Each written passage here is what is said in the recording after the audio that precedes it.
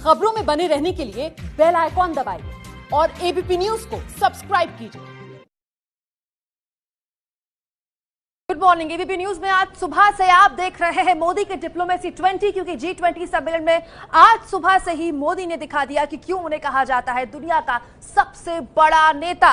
Japan के Osaka पे G20 शिखर सम्मेलन के दौरान भारत के प्रधानमंत्री नरेंद्र मोदी और अमेरिका के राष्ट्रपति डोनाल्ड ट्रंप के बीच हुई बेहद महत्वपूर्ण या फिर ये कह लीजिए महामुलाकात। दोनों नेताओं ने तय घंटे से करीब सवा घंटे ज्यादा बातचीत की। रिश्तों में आई जो कड़वाहट है पिछले काफी महीनों से वो दूर करने की कोशिश हुई।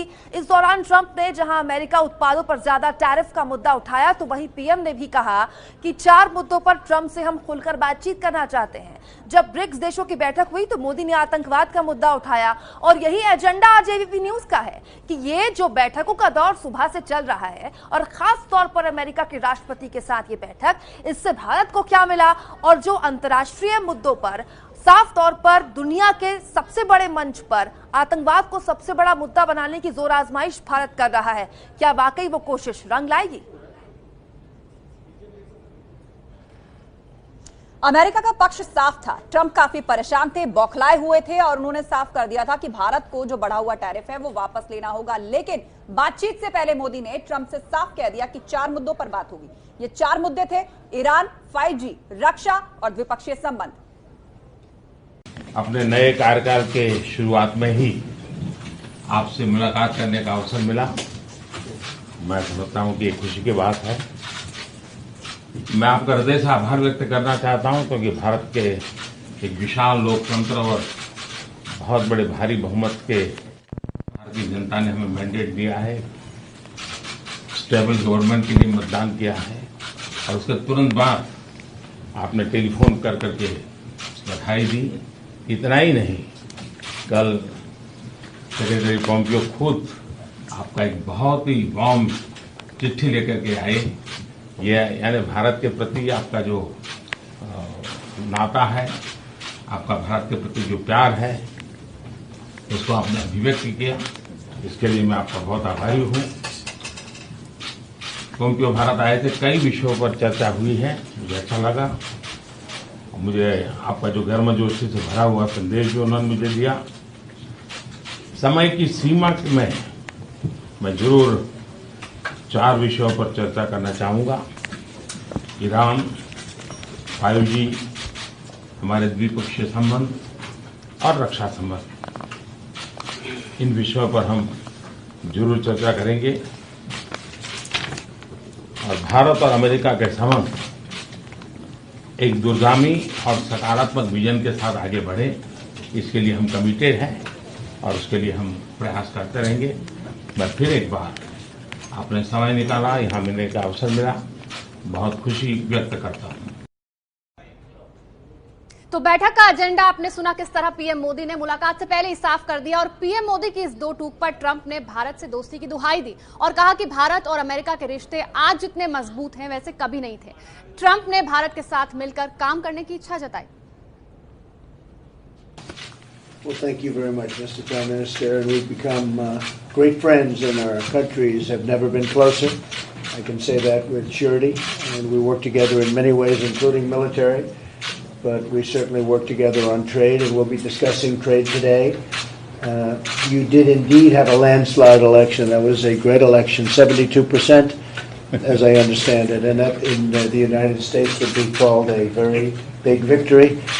And some very big things to announce, very big trade deals. We're doing some very big things with India in terms of trade, in terms of manufacturing, in terms of, we will be discussing 5G, it's a big subject nowadays. And again, I think you'll be hearing some very productive elements come out. तो प्रधानमंत्री को बधाई दी America के राष्ट्रपति ने और कहा कि जितनी बड़ी जीत आपकी हुई है, एक तरह का विश्वास है जो कि भारत जैसे राष्ट्र ने आप पर जाहिर किया है। लेकिन कुल मिलाकर बड़ी बात यह है कि 4 मुख्य बिंदु भारत के प्रधानमंत्री ने अमेरिका के राष्ट्रपति के सामने रख दिए हैं और यही दरअसल एजेंडा था भारत के प्रधानमंत्री और अमेरिका के राष्ट्रपति के बीच की मुलाकात का। अमेरिका के कहने पर भारत ने ईरान से तेल खरीदना बंद कर दिया। बंद करे, ये अमेरिका चाहता है। सबसे महत्वपूर्ण मुद्दा दरअसल ईरान ही है। मोदी और ट्रंप की मुलाकात में जो सबसे महत्वपूर्ण मुद्दा उठा वो अमेरिका के कहने पर भारत ने ईरान से तेल खरीदना बंद किया। दूसरा 5G, अमेरिका ने चीनी कंपनी हुआवे के 5G ट्रायल पर बैन लगाया हुआ है और अमेरिका चाहता है कि भारत भी ऐसा करे। ये बहुत महत्वपूर्ण है समझना। अमेरिका ने तो कर दिया क्योंकि इसकी तो ट्रेड वॉर चल रही है चीन के साथ। इसके अलावा तीसरा महत्वपूर्ण मुद्दा द्विपक्षीय संबंध। अमेरिका ने भारत को व्यापार में दी जा रही टैक्स छूट खत्म कर दी है और भारत जैसे देश के लिए, उभरती अर्थव्यवस्था के लिए टैक्स छूट बहुत जरूरी थी। तीसरा, बदले में भारत ने भी 28 अमेरिकी उत्पादों पर शुल्क बढ़ाए और इसी को लेकर नाराज दरअसल ट्रंप थे। बौखलाए ट्रंप ने भारत को धमकी दी, टैरिफ घटाने को कहा और ये उन्होंने इस मुलाकात से पहले ही ट्विटर पर कह दिया था। और लगातार जो माइक पोम्पियो अमेरिका के विदेश मंत्री आए हुए थे भारत में, इसी बात को लेकर वो दबाव भारत पर बना रहे हैं। अमेरिका चाहता है कि भारत रूस से S-400 मिसाइल डिफेंस सिस्टम ना खरीदे। भारत ने कहा है कि रूस से डील तो हम तोड़ेंगे नहीं, राष्ट्रहित से हम समझौता करेंगे नहीं और वैसे भी रूस हमारा पुराना साथी है, खासतौर पर रक्षा सहयोगों में रूस दशकों से हमारा साथ है। तो इसीलिए अमेरिका के कहने पर कोई समझौता नहीं तोड़ा जाएगा। और इस महामुलाकात पर चर्चा के लिए हमारे साथ विशेष मेहमान जुड़ रहे हैं। पिनाक रंजन चक्रवर्ती जी हैं, पूर्व राजदूत। बहुत बहुत स्वागत है पिनाक जी आपका एबीपी न्यूज पर। पिनाक जी, पहला सवाल यही कि ये जो महामुलाकात हुई है इससे भारत को क्या हासिल हुआ? क्या भारत वाकई अमेरिका को यह संदेश देने में कामयाब नजर आया कि राष्ट्रहित का मुद्दा सर्वोपरि है?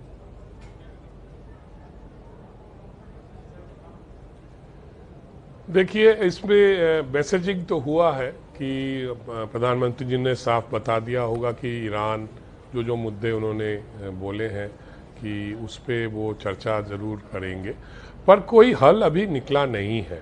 क्योंकि पर ये बात तो माननी पड़ेगी कि दोनों तरफ से एक समझौता ये है कि देखिए हम अपने जो रिश्ते हैं उसको और शक्तिशाली करना चाहते हैं। तो जो नेगेटिव्स हैं, जो हमारी तरफ से हमारी जो मुद्दे हैं और उनके जो मुद्दे हैं, उस पर अब आगे चर्चा होनी है और किस तरह से उसका सुझाव निकाला जाए, यही तय हुआ है फिलहाल अभी तक। तो मुझे तो लगता है कि जैसे ट्रेड का मामला है, वहाँ पे टैरिफ्स का मामला है, ईरान का मामला है, जहाँ हमने ज़रूर कहा होगा कि देखिए ईरान पे अगर उस इलाके में अगर कोई युद्ध छिड़ जाए तो बहुत क्षति होगी सबके लिए। क्योंकि वहाँ पे हमारे तेल का मसला है, हमारे एनर्जी सप्लाईज का मसला है, हमारे लोग सऊदी अरेबिया में काम करते हैं, यूएई में काम करते हैं। अगर वहाँ युद्ध छिड़ेगा तो ये सऊदी अरेबिया, यूएई भी नहीं बचेगा। वहाँ पे भी जो युद्ध का मतलब वातावरण हो जाएगा और बहुत ही ज़्यादा मतलब क्षति होगी सब लोगों को और दुनिया के मेरे ख्याल इकोनॉमी को भी बहुत क्षति होगी। ये मैसेज तो जरूर दिया होगा कि आप बिल्कुल। और यही वजह है एम्बेसडर चक्रवर्ती की भारत ने भी, प्रधानमंत्री मोदी ने भी बैठक से पहले ये चारों मुद्दे बैठक के एजेंडा के तौर पर स्पष्ट कर दिए थे। लेकिन ट्रेड वॉर्स को लेकर देश में इस बात का इंतजार था कि पीएम मोदी ट्रेड टैरिफ को लेकर अपनी बात किस तरह अमेरिका के सामने रखते हैं, अपना स्टैंड किस तरह रखते हैं।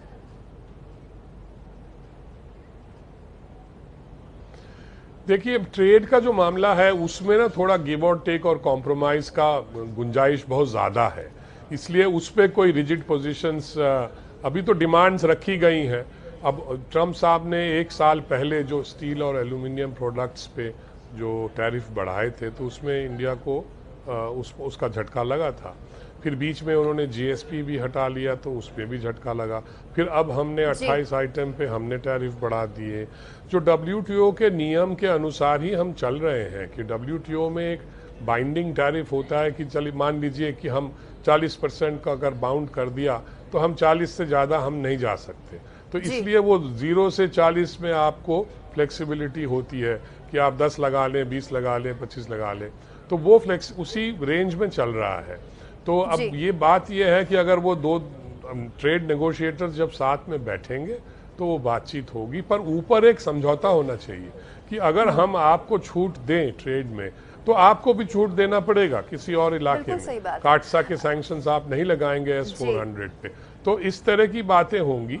तो मेरे ख्याल में फाइनली एक समझौता होगा, निकलेगा इसमें से।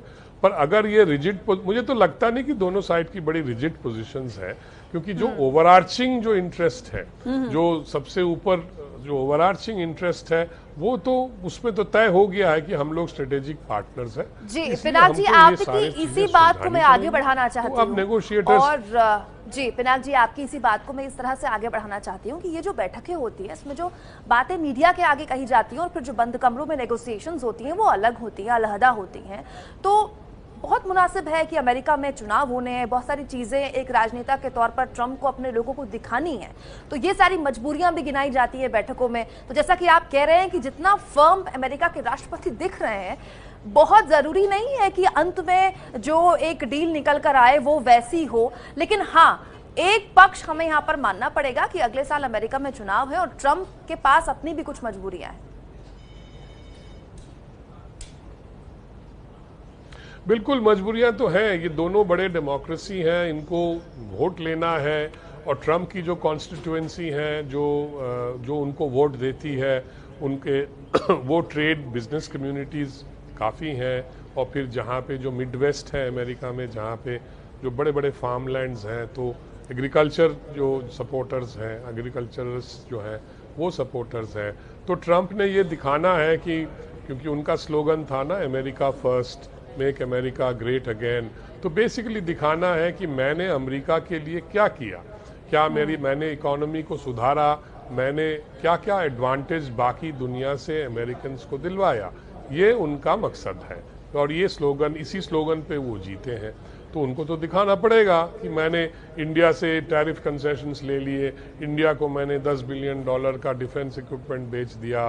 तो इस तरह की जो बातें हैं, जो trade related, economic related, defence related, defence में भी तो एक ट्रेड हो जाता है ना, कि जब हम कुछ खरीदते हैं किसी जैसे अमेरिका से हमने हवाई जहाज खरीदे या कुछ खरीदे, तो इस तरह की बातें सब आ जाती हैं उस मतलब मिक्स में कि कौन सा क्या होगा। पर मुझे तो लगता है कि इसमें आगे बातचीत होगी और आगे जी हाँ, बिल्कुल कुछ प्रेशर्स अमेरिका पर भी है, ट्रंप पर भी है। अगले साल उन्हें इलेक्शन में जाना है, तो बहुत हद तक वो सब भी उनके जहन में बैक ऑफ माइंड जरूर रहा होगा। बहरहाल दोनों राष्ट्राध्यक्षों की मुलाकात हुई है, कई अहम बिंदुओं पर चर्चा हुई, और इस वक्त एक और विशेष मेहमान हमारे साथ स्टूडियो से जुड़ रहे हैं। सुरेश कुमार गोयल जी हैं, पूर्व राजनयिक। बहुत बहुत स्वागत है सुरेश जी आपका। सुरेश जी, यहाँ पर यह जानना बहुत अहम है कि यहाँ जापान में इस वक्त जो चल रहा है, कुल मिलाकर $5 ट्रिलियन की इकोनॉमी है जिससे रिलेटेड वहां पर फैसले होने हैं। लेकिन एक बहुत महत्वपूर्ण मुद्दा जो प्रधानमंत्री मोदी ने उठाया वो आतंकवाद का था। उन्होंने बात की कि ग्लोबली एक सम्मेलन होना चाहिए, आतंकवाद के रास्ते बंद किए जाने चाहिए, सभी राष्ट्रों को एक मंच पर आना चाहिए, आतंकवाद के खिलाफ जो लड़ाई है उसको अब अगले लेवल पर ले जाने का वक्त आ गया है। जी, देखिए, इस बात में कोई शक नहीं है कि पिछले 4-5 साल में, बल्कि उससे पहले से धीरे धीरे एक जो ग्लोबल कंसेंसस है, कि जो एक सहमति बनी है कि आतंकवाद के खिलाफ एकजुट होकर के लड़ने की ज़रूरत है, वो एक पहले से काफ़ी ज़्यादा बढ़ चुकी है। और ज़्यादातर देश इस बात पर सहमत हैं कि आतंकवाद से इकट्ठा होकर के, एकजुट होकर के उसको डील करने की ज़रूरत है। इसके साथ ही साथ ये बात भी एक देख सकते हैं कि आतंकवाद में किसको क्या करना है, इसके बारे में थोड़ा फर्क हर जगह आ जाता है। अब मैं जैसे बात करता हूं अफगानिस्तान की। अफगानिस्तान में अमेरिका और रशिया और चाइना, वो तीनों ही मिलकर के ज़रूरत समझते हैं कि तालिबान से बात करनी जरूरी है। तालिबान को एक हद से एक आतंकवादी भी संगठन कहा जा सकता है। अल कायदा से जो है वहाँ पर जो हो रहा है, सारे ही देश मिलकर के बोलते हैं कि हाँ, अल कायदा को ख़त्म करना जरूरी है। उसके साथ ही कुछ देशों का रवैया थोड़ा सा फर्क है इसमें। ये तो मैं ये समझता हूँ कि आतंकवाद के ऊपर जहाँ तक कि एक विश्व रूपी एक जो कंसेंसस बन रहा है, ये वो अच्छी बात है ये। लेकिन हमको जो अपने इश्यूज हैं टेररिज्म के, खास तौर पर हमारे जैसे जम्मू एंड कश्मीर में जो हो रहा है, उसको डील करने के लिए हमें खुद ही कोशिश करनी पड़ेगी और खुद ही कदम उठाने पड़ेंगे, क्योंकि पाकिस्तान को चीन का साथ भी है। बिल्कुल। तो ये सब देखते हुए हम ये नहीं उम्मीद रख सकते हैं कि खाली एक विश्व रूपी सहमति बनने से हमारी समस्याएं हल हो जाएंगी।